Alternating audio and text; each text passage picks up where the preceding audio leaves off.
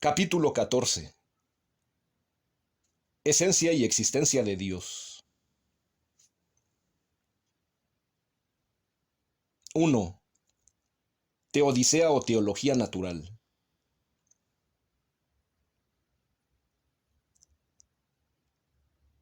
En la filosofía aristotélico-tomista la metafísica suele constar de tres partes: crítica, ontología y teología natural.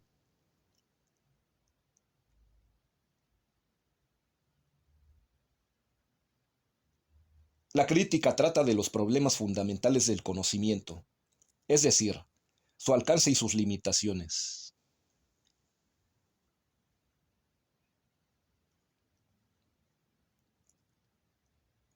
En el capítulo dedicado a la verdad hemos abordado estos problemas.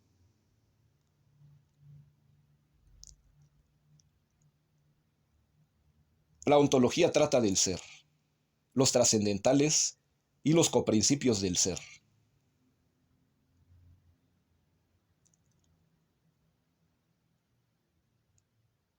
Es la temática que hemos resumido en un capítulo anterior.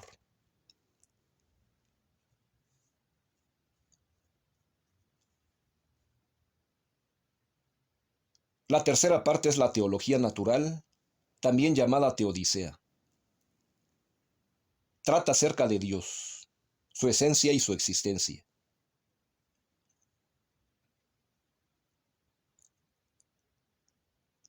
Esta es la temática que abordaremos en este momento.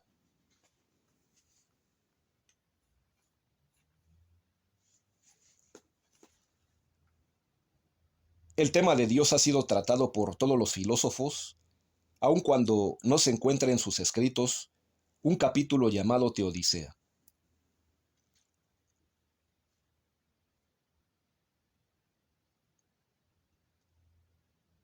Algunos se declaran francamente ateos, es decir, niegan la existencia de Dios, pero no por eso dejan de tratar el asunto, pues por lo menos enuncian las razones para rechazarlo.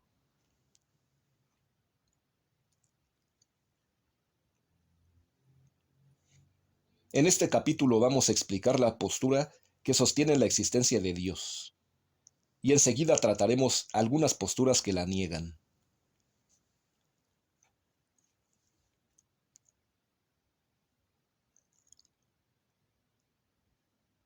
Aclaremos que la postura teodicea no es del todo correcta para titular esta parte de la metafísica, pues su significado apunta más bien a una defensa o apologética acerca del tema de Dios.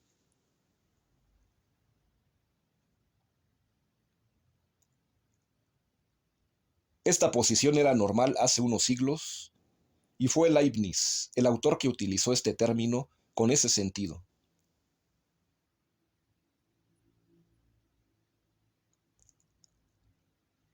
En la actualidad se prefiere hablar de Dios sin referirlo a una actitud defensiva.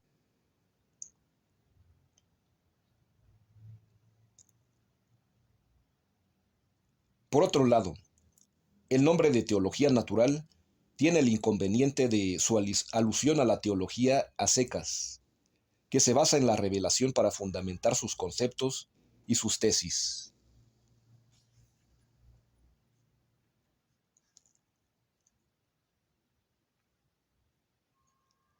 Un teólogo cristiano, por ejemplo, normalmente acude y cita la Biblia para cimentar sus acertos.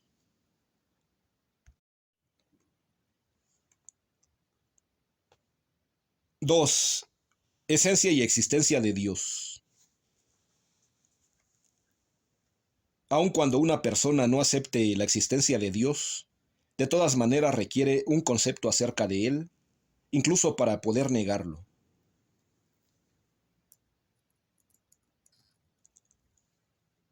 El concepto solo nos habla de la esencia, no de la existencia.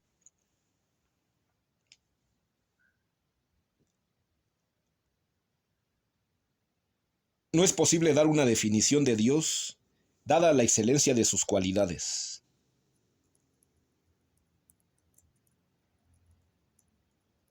La definición proporciona una delimitación que Dios mismo no tiene.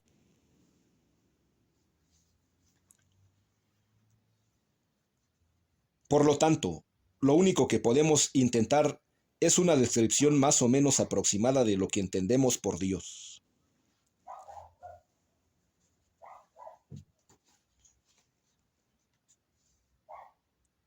Cuando hablamos de Dios, por lo menos nos referimos a dos notas constitutivas: su creatividad y su infinitud.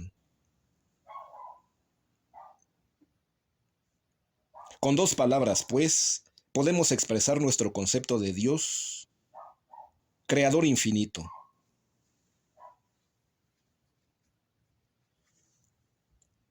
Este concepto alude en primer lugar a un ser del cual proviene el universo entero.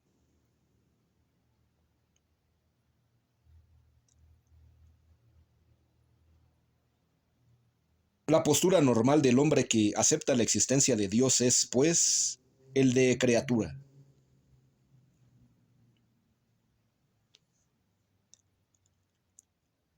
La palabra padre también expresa con mucha fidelidad este modo de percibir el hombre a su creador.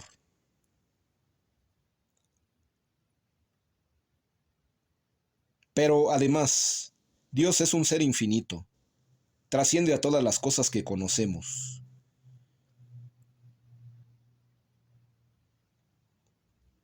Mientras que los demás entes son finitos, limitados, creados, dependientes. Dios es el creador infinito de todos ellos.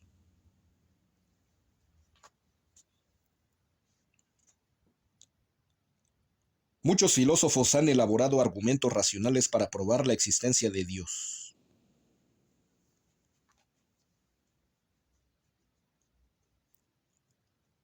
Son famosas las 5 vías tomistas y el argumento de San Anselmo, o argumento ontológico, repetido de diversas maneras por varios autores.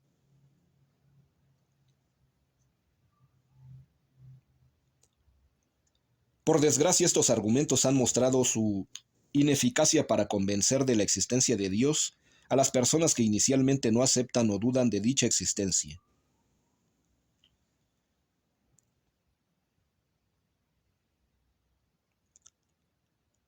El único modo de aceptar la existencia de Dios es a partir de una experiencia intuitiva en la cual el sujeto percibe, sin conceptos ni imágenes, el horizonte ilimitado del ser, y asimismo como un ente limitado que procede de ese horizonte ilimitado.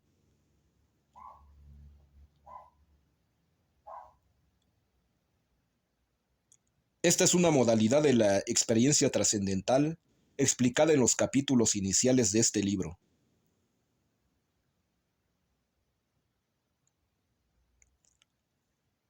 Así pues, la existencia de Dios puede ser captada por medio de la experiencia trascendental.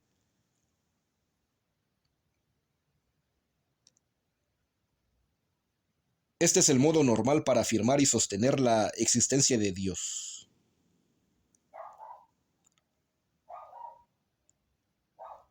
A partir de dicha vivencia, es posible analizar los contenidos captados y formular un concepto más o menos adecuado a lo que se ha percibido intuitivamente, a sabiendas de que este concepto es muy pobre en comparación con la realidad que intenta expresar.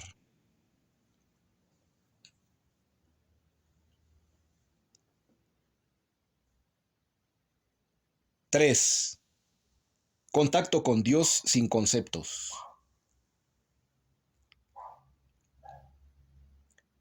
La religiosidad es la tendencia de una persona hacia el valor infinito.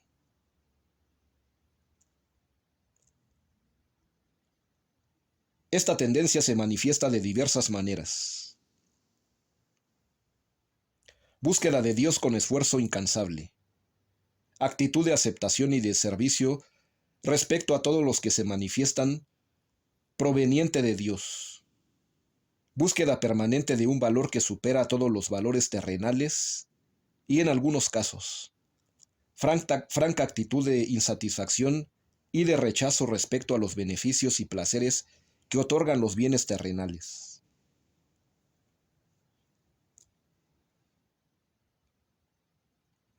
La religiosidad es una tendencia universal, incita a todo ser humano.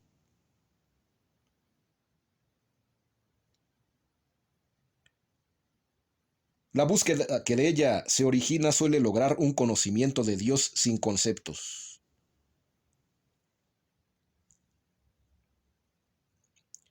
No debe confundirse con la religión, que es un producto humano obtenido como consecuencia de la religiosidad en su búsqueda de Dios.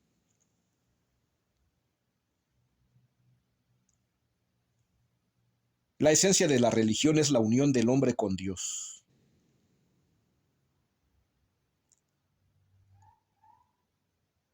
Religión viene de religare, volver a unir. Se trata, pues, de un segundo lazo de unión que surge del hombre y va hacia Dios.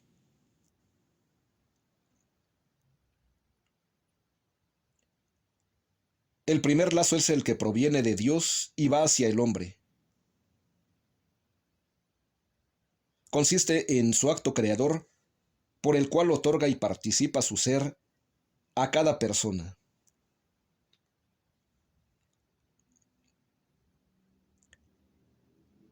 La existencia de cada persona es la participación del ser otorgado por Dios en su acto creador.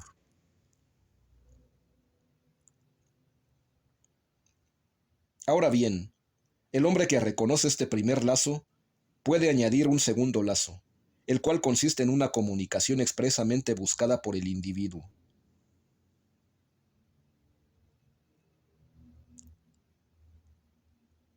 El hombre, gracias a su religiosidad, que es la tendencia al valor infinito, establece un contacto con Dios, una presencia delante de Él, una relación amorosa con quien sabe que le ha dado y le está dando su propio ser.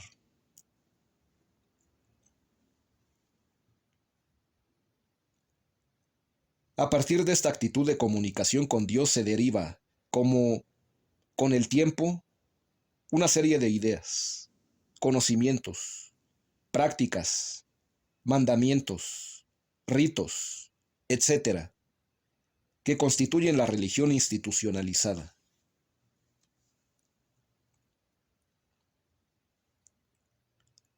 Así es como ha surgido el cristianismo, el judaísmo, el islamismo y cualquier otra religión.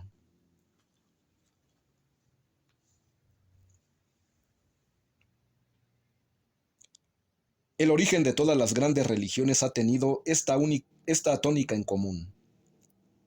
Un hombre entra en contacto íntimo con Dios y a partir de allí trata de difundirse ese mismo contacto de los demás hombres con Dios.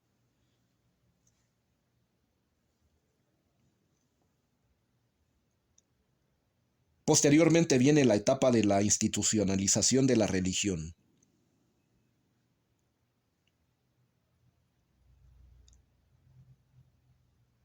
Por desgracia, el trabajo realizado para la propagación de la religión ha otorgado un peso excesivo a los elementos periféricos y secundarios, como los ritos, los cánticos, las ceremonias, las flores y los inciensos.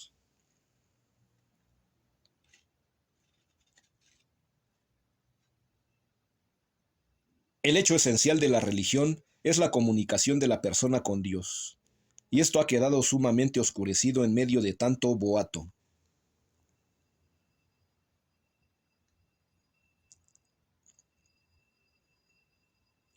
Así es como se ha llegado a destacar, en primerísimo lugar, las procesiones, las imágenes, las ceremonias fastuosas, los santos, las celebraciones de festividades, los dogmas, los mandamientos, los nombramientos de los príncipes y doctores, las canonizaciones, los concilios, etcétera.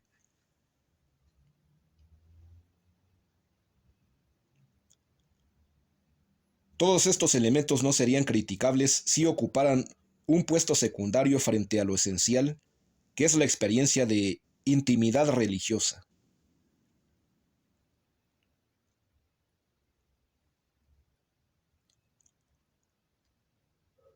Por otro lado, y en abierto contraste con lo anterior, la experiencia sistemática de intimidad religiosa normalmente produce en el individuo un incremento en en el terreno del valor moral.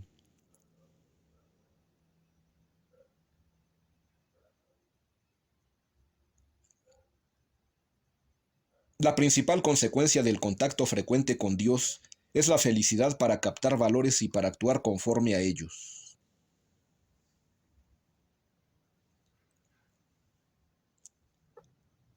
En atención a esto, he juzgado necesario añadir unas palabras sobre la experiencia de intimidad religiosa.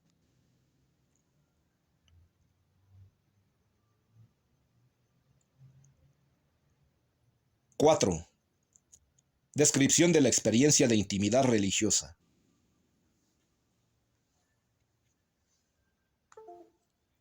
La experiencia de intimidad religiosa tiene las siguientes características. A.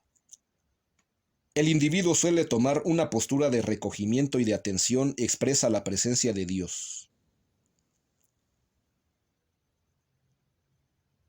Por lo tanto, suele cerrar los ojos. Se abstrae respecto a las circunstancias externas. No requiere prestar atención sino al hecho de Dios presente. B. La persona suele rezar algunas oraciones, pronunciar algunas frases, meditar en algunos pasajes, repetir alguna jaculatoria, pero en todo caso, llega un momento en que su atención se concentra en el hecho de la presencia de Dios.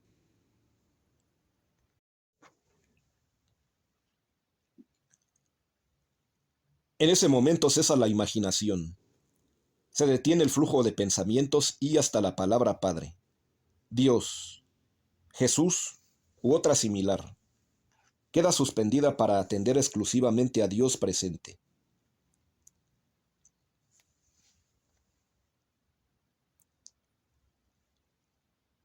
Esta experiencia es un caso típico de pensamiento holístico, experiencia trascendental, conocimiento aconceptual y atemático.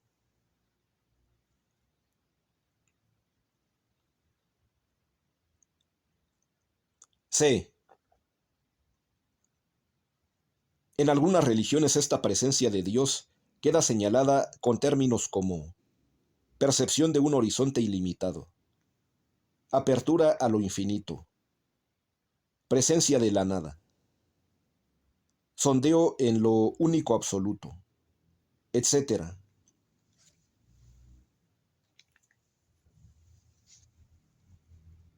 Llámesele Dios, Jesucristo, Alá, Jehová, infinito, nada absoluta, o como se quiera. El individuo queda por completo absorto en el ser sin límites. Siente que está frente a algo trascendente y experimenta que sus conceptos e imágenes son ineficaces para representárselo y expresarlo a los demás.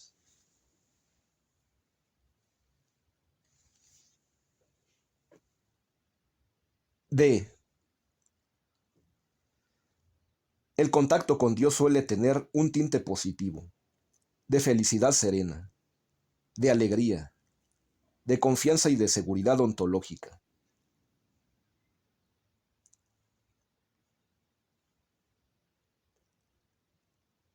La tristeza, la pesadumbre y todas las emociones negativas, como el rencor, la envidia, los celos, el odio, la frustración, etc., tienden a desaparecer frente al enorme peso de bondad, autorrealización, importancia y sentido vital que acompaña a la experiencia de intimidad religiosa.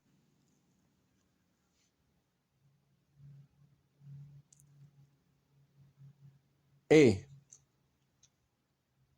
Los místicos llegan a experimentar periodos de grandes alegrías, alternados con lapsos de sequedad, así como la noche de los sentidos y la noche del espíritu, pruebas donde se purifica la intención y la rectitud de su amor a Dios.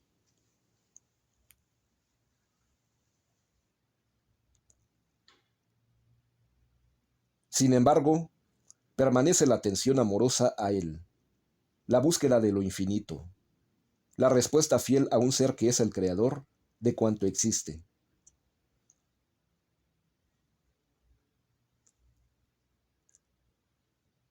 La presencia de Dios se experimenta, en el peor de los casos, como una nada, un vacío, un silencio.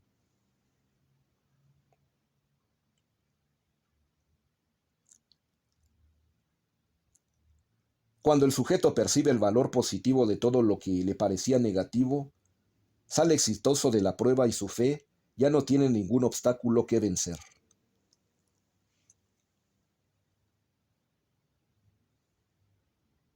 F. Quienes no tienen especial atención a la religiosidad, también suelen captar a Dios en innumerables tipos de experiencias, algunas simples y cotidianas, y otras con un especial sabor de excelencia, denominadas a veces experiencias cumbre.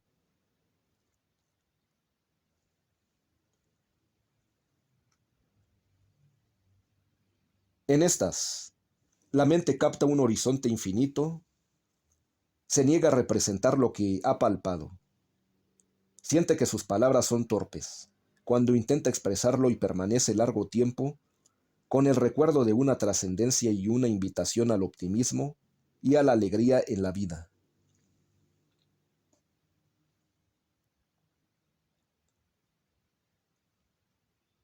G. Concomitante. El individuo que está frente a la presencia de Dios suele experimentar mayor claridad en el terreno axiológico y mayor facilidad para actuar conforme a esos valores.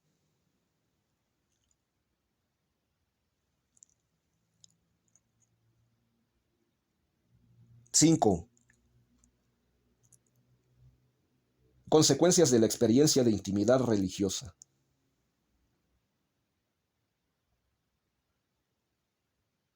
La experiencia de intimidad religiosa conduce al hombre hacia una más fácil captación del horizonte de valores.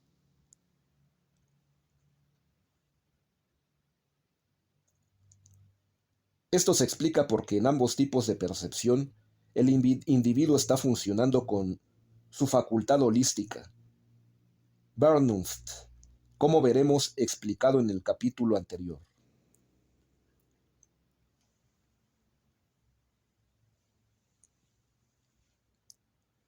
En efecto, los conceptos y las imágenes son representaciones y expresiones de alguna manera nos llevan al objeto representado, pero que de ninguna manera se identifican con dicho objeto.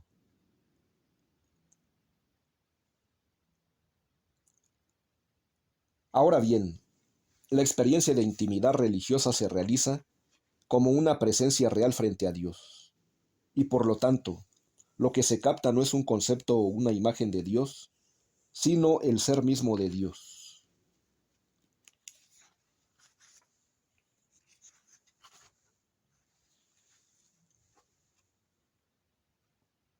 Este conocimiento es todavía deficiente, y cuando decimos que captamos el ser mismo de Dios, debe entenderse dentro de una postura humana, pobre y limitada.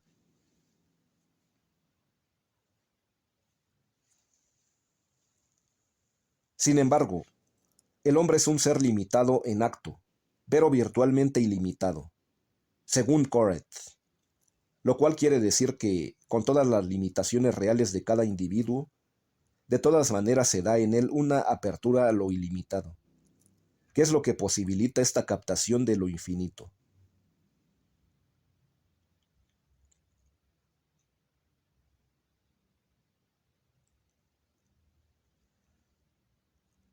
En esta actitud de conocimiento holístico, es decir, aconceptual y atemático, el individuo toca de modo colateral otro terreno, el de los valores.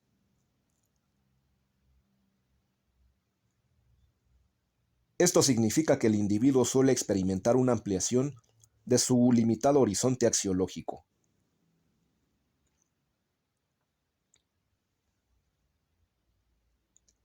Por primera vez descubre valores que había oído mencionar, pero que no había experimentado en su persona.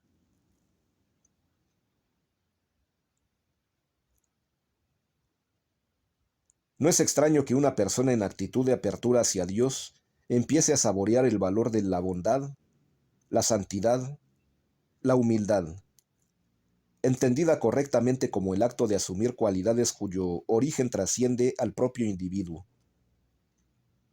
La magnanimidad, la generosidad, la fortaleza, etc.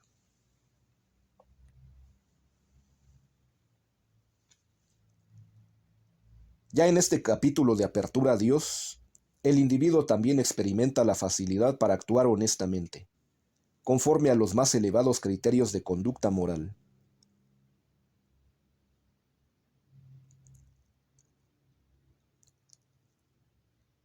Y es que los valores captados muestran su preferibilidad, es decir, su atractivo y su carácter complementario para la naturaleza humana.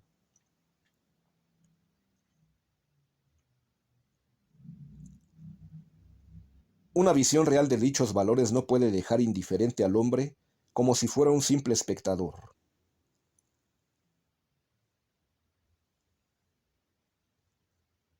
Ya hemos dicho que los valores en general tienen la propiedad de atraer las facultades humanas sin suprimir su libertad.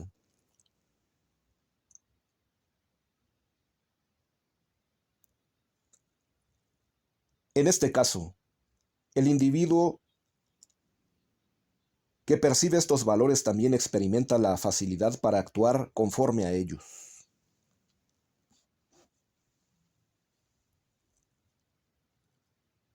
Podemos decir que el hombre religioso siente la obligación o la presión de su inteligencia frente a su voluntad de comportarse conforme a los valores de nivel superior a los cuales tiene acceso.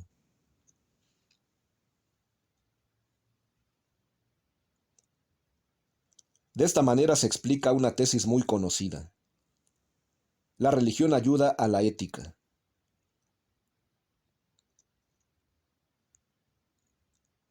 En otros términos, la experiencia de intimidad religiosa conduce a una mejor captación y realización de valores superiores.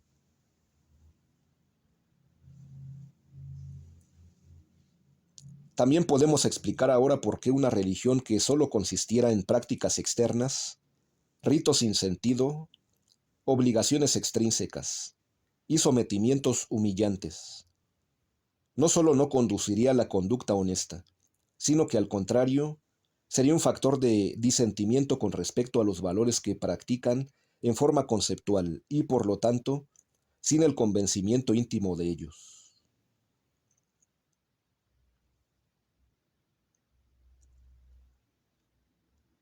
Todo esto puede darnos una pista para entender por qué existe tanta aversión hacia la religión en personas que han sido educadas dentro de un ambiente rígido, dogmatizante y lleno de conceptos y prácticas sin sentido.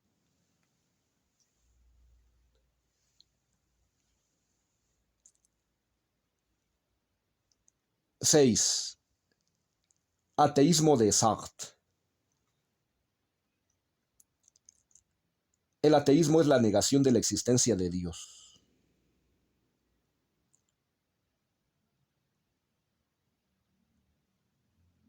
Son famosas algunas posturas que establecen todo un sistema filosófico en donde no tiene lugar.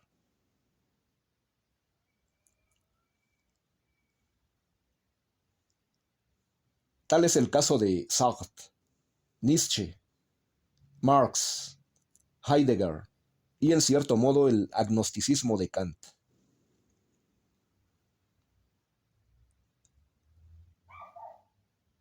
Sartre sostiene que Dios no existe.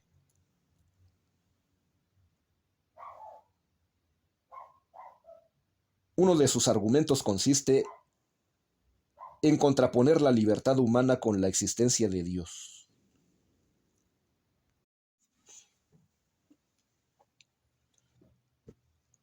Según Sartre, se trata de dos conceptos contradictorios y excluyentes.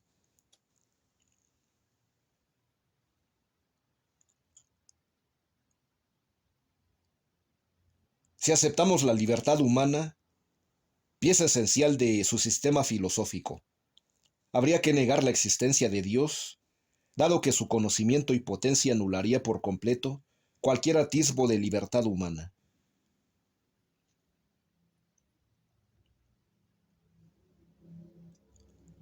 Este argumento no tiene validez, pues, según hemos visto, la libertad es la capacidad de la autodeterminación en función de valores.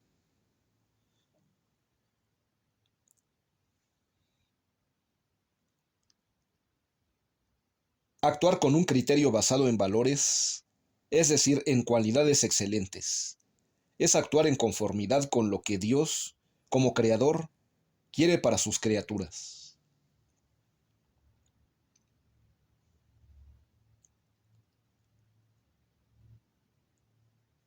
En este caso, la dificultad estaría más bien en lo contrario. ¿Cómo es posible que el hombre actúe en contra de lo que supuestamente es la voluntad de Dios?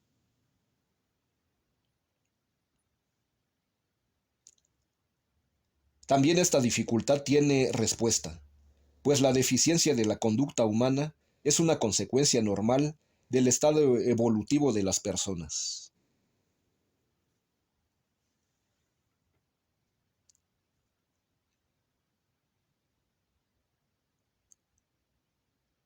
El hombre no es perfecto y por lo tanto, su libertad no necesariamente escoge el camino óptimo en el momento de su decisión.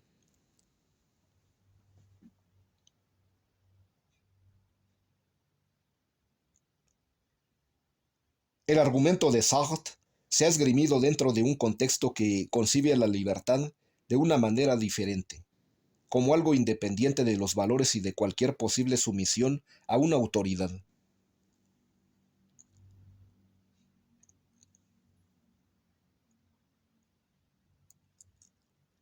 Este es el caso que ya hemos estudiado con el título de Autonomía inmadura.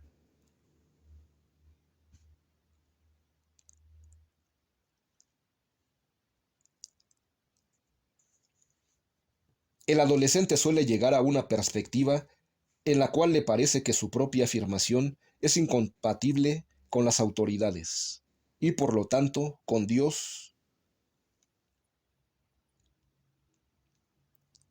Afortunadamente, cuando ese mismo adolescente madura, llega a captar que su propia autonomía puede conciliarse con las leyes que provienen de otros, con tal de que sus elecciones estén basadas en los valores allí contenidos, y que él ha apreciado y asimilado previamente.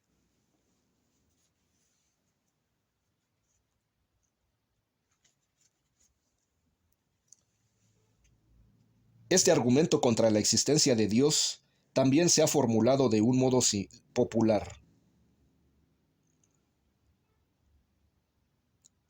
Si Dios ya sabe todo, ¿cómo es posible que el hombre pueda elegir algo?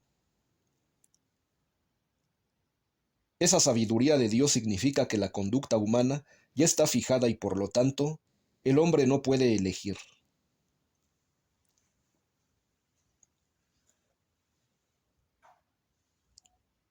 La respuesta solamente puede darse dentro de un contexto explicado en los capítulos anteriores.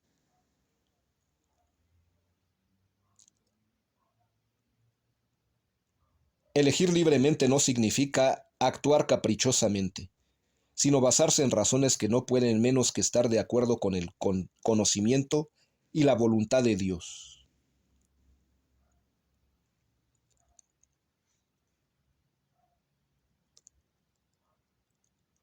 El capricho que algunos pretenden llamar libertad no es sino la actuación bajo las órdenes de los instintos, del superyo, de los condicionamientos mecánicos.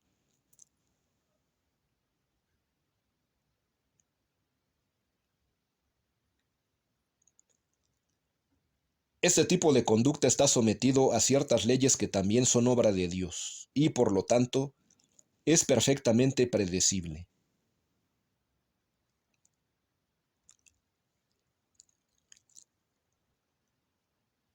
Hasta una inteligencia finita, como la de un científico conocedor de estas leyes, puede conocer y predecir, dentro de ciertos límites, la conducta de una persona.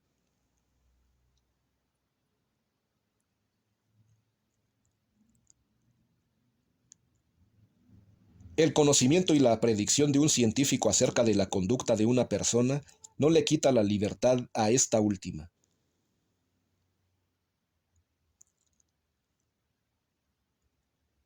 Tampoco el conocimiento de Dios quita libertad al hombre.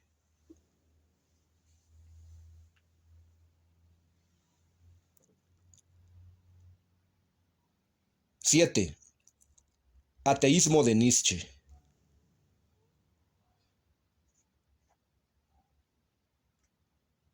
Es muy conocida la sentencia de Nietzsche.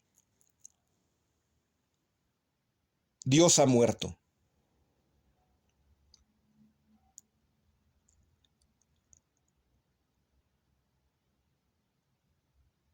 Con dicha frase, este autor pretende no solo negar la existencia de Dios, sino también la vigencia de la tan arraigada creencia en él.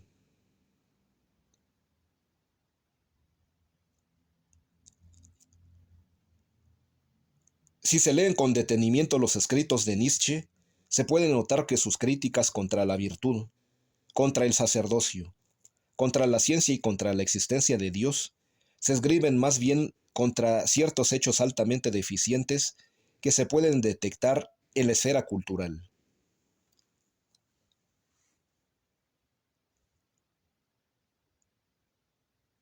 En efecto, se puede palpar entre mucha gente que se dice o se cree virtuosa, una actitud de soberbia y de distorsión de la verdad, de la verdadera virtud, como es el caso del que ostenta sus obras de caridad.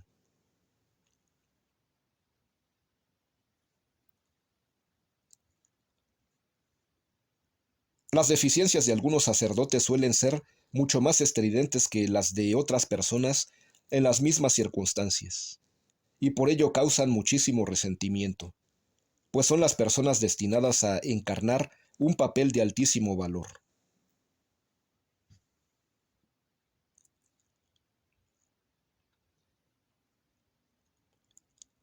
Sucede lo mismo en el caso de la ciencia y de los científicos.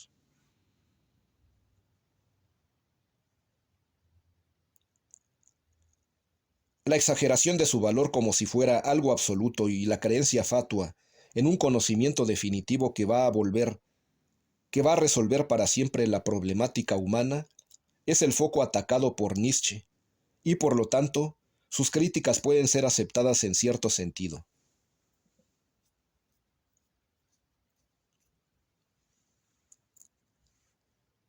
Lo que Nietzsche ataca es una realidad propia de su tiempo y que actualmente se repite en muchos aspectos. Deficiente, distorsionada y exagerada en lo que respecta a la verdad y la ciencia.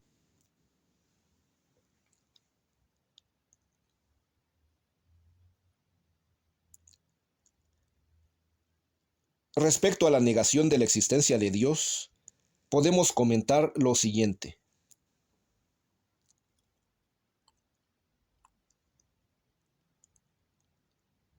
Lo que se critica en los textos de Nietzsche es un Dios antropomorfizado, despótico, lleno de las debilidades humanas, dispuesto a castigar la menor falta, absolutamente carente de la bondad y la excelencia que hemos asentado más arriba.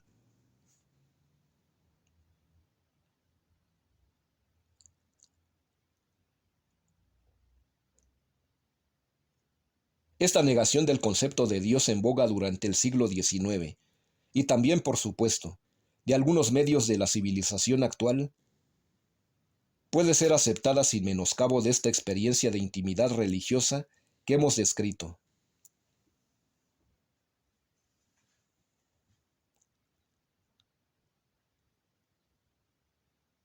De la misma manera se puede negar la existencia de los dioses de la mitología griega.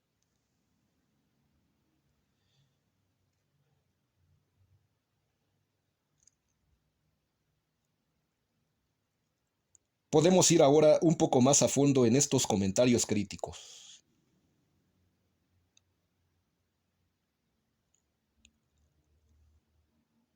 Cuando un autor niega algún concepto o tesis con insistencia, habría que revisar cuál es la tesis que afirma previamente como fundamento de su negación.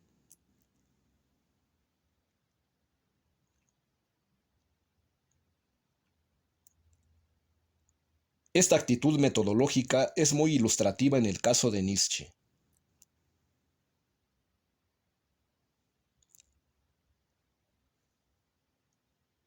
La afirmación de fondo en su filosofía, paradójicamente coincide en muchos aspectos con lo que suele sostenerse dentro de un nivel serio de teología cristiana.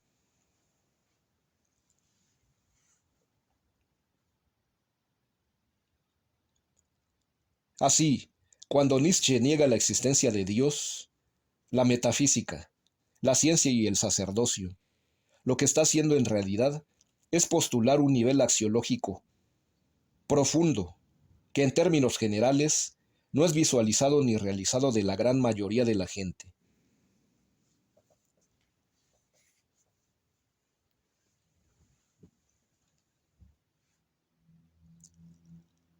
Esto no significa que todas las ideas de Nietzsche estén ausentes de crítica por parte nuestra.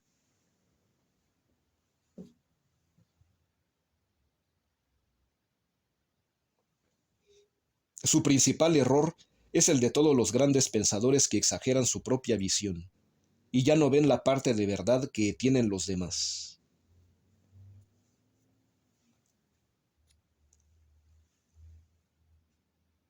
En conclusión, podríamos decir que el Dios sostenido en el siglo XIX ha muerto. Su concepto ya no tiene vigencia, y lo que queda es un Dios vivo, creador, bondadoso, que es el trasfondo del valor de la mente de las personas que buscan la trascendencia, la vida y el crecimiento.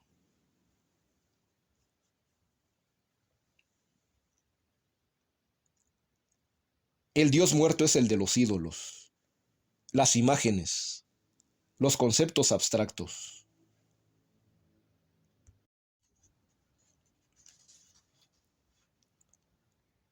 Sin embargo,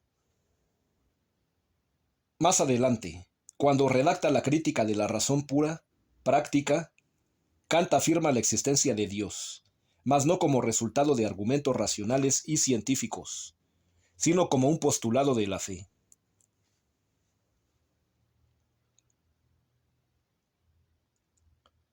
Gracias a este postulado, la ética puede sostenerse, concluye Kant.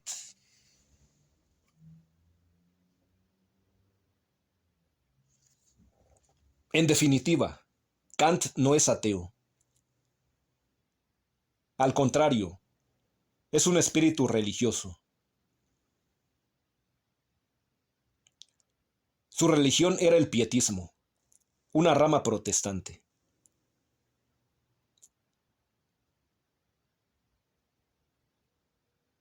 Sin embargo, le parece que la razón no puede hacer nada para probar la existencia de Dios, aunque es necesario sostener esta creencia por medio de la fe.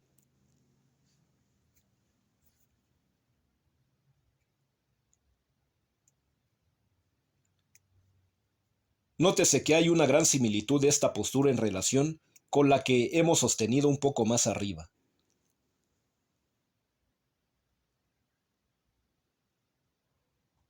En efecto, los argumentos de la existencia de Dios no tienen ningún efecto en la mentalidad de una persona, puesto que el contenido del concepto de Dios solo puede ser captado por medio de una intuición.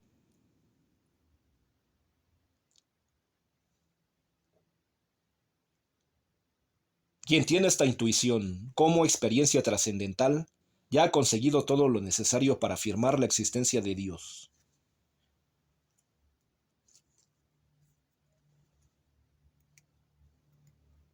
Quien no la tiene tampoco ha logrado una base para los argumentos racionales para que puedan convencerlo.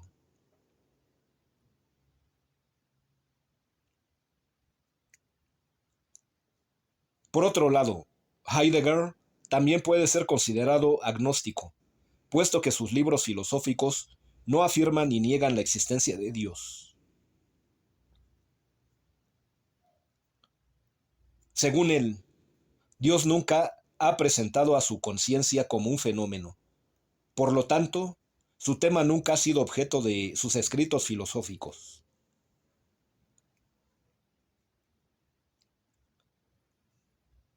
En consecuencia, Heidegger No ataca ni afirma la existencia de Dios.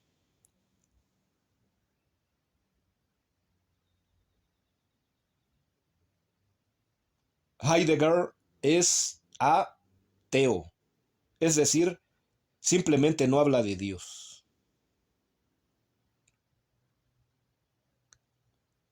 Esto es diferente del antiteísmo de Sartre, que se empeña en argumentar en contra de la existencia de un ser supremo.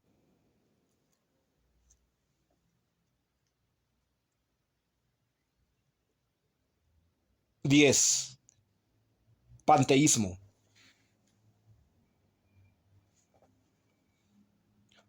Otra postura importante en relación con Dios es el panteísmo.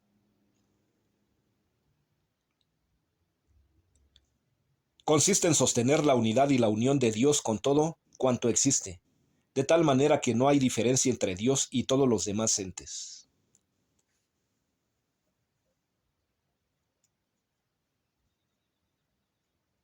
Todo es Dios.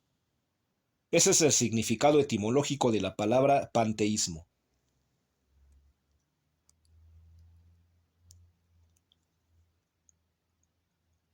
La razón principal para sostener el panteísmo es la infinitud de Dios.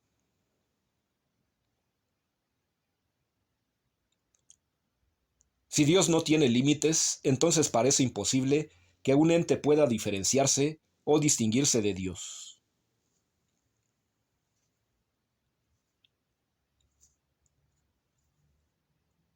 Todo queda absorbido y contenido en la esencia de Dios. Si algo se diferenciara respecto a Él, entonces Dios ya no sería infinito.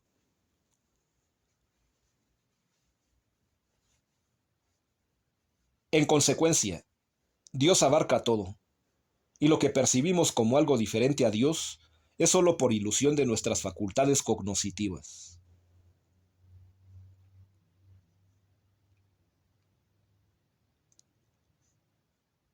El panteísmo llega a sostener que el hombre, es decir, cada individuo es Dios.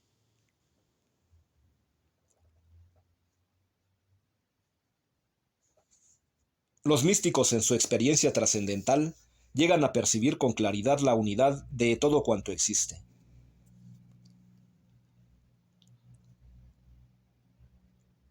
Sus expresiones han parecido muy sospechosas a los filósofos y continuamente han sido atacados como panteístas.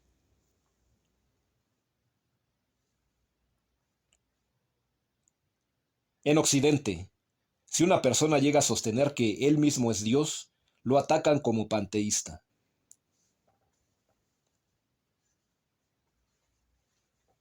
En Oriente, si alguien proclama su identidad con Dios, la gente lo felicita por haberse percatado, al fin, de esta calidad y nobleza humanas.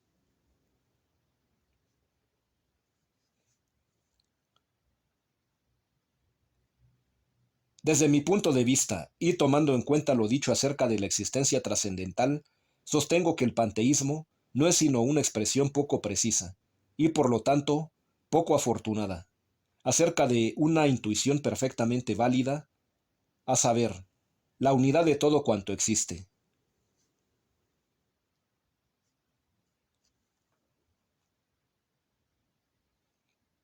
Cuando explicamos los trascendentales del ser, quedó aclarado este asunto.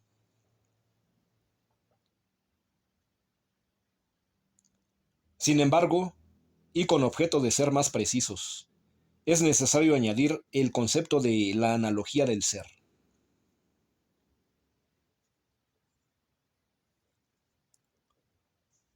El ser es análogo. Esto significa que a pesar de todo participa del ser, existe una fuerte diferencia entre los entes y el ser.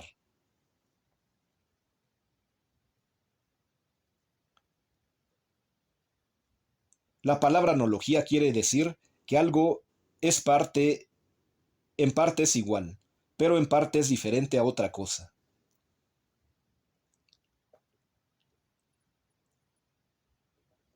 En Dios esta subsistencia es per se, es decir, propia.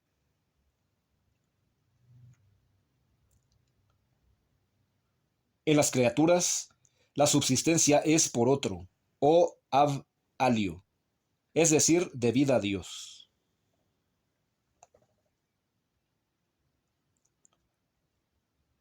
Si se mantiene esta diferencia a pesar de todas las semejanzas y la unidad de todos los entes, ya no es posible caer en el panteísmo.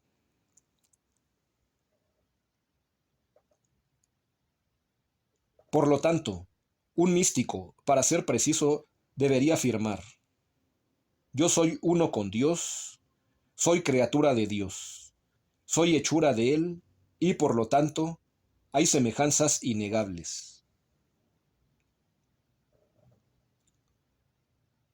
Pero al mismo tiempo, palpo mis limitaciones y mi calidad de criatura.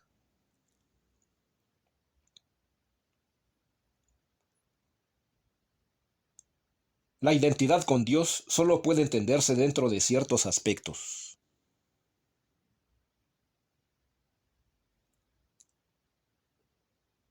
Una identidad completa sería absurda.